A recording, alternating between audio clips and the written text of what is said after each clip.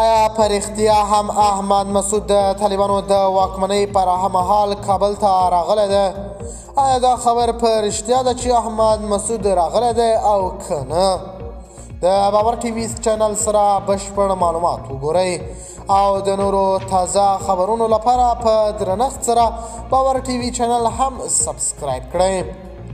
زیاتو رسنیو یو شمېر کارکوونکي د پخواني او جعلي انځورونو په خپرولو سره ادعا کړې وه چې ګواکې احمد مسعود د طالبانو د واکمنۍ پر مهال افغانستان ته راغلی دی.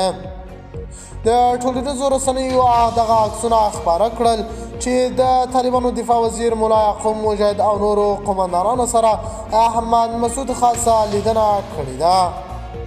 دغه خبر بشپړ او قطعا غلط خبره ده. له احمد مسعود څخه طالبانو دغه غوښتنه کړې وه چې راجع شي خپل هیواد افغانستان ته، خو دا یې ورته نه وه ویلې چې راغلی دی.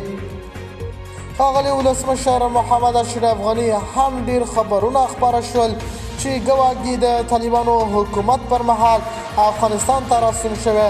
هغه خبرونه هم بشپړ او قطعا غلط دي.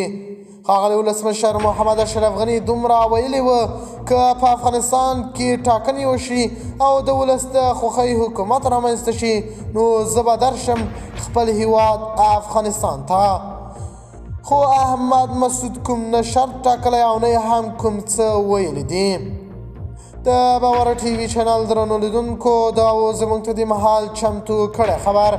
که غواړئ د نورو تازه خبرونو څخه خبر شئ باور ټي وي چینل په درنښت سره سبسکرایب کړئ.